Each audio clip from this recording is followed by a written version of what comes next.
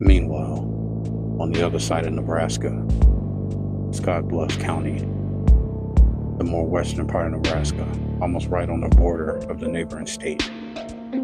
A cold night deep in the middle of an abandoned railroad yard where almost nothing happens besides teens doing random acts of vandalism. You hear a frightened child's cry, "Please, please let me go."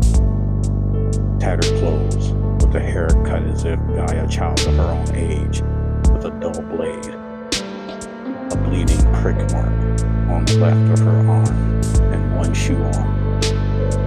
This scarred little Asian American girl, only 10 years old, begs for her safety.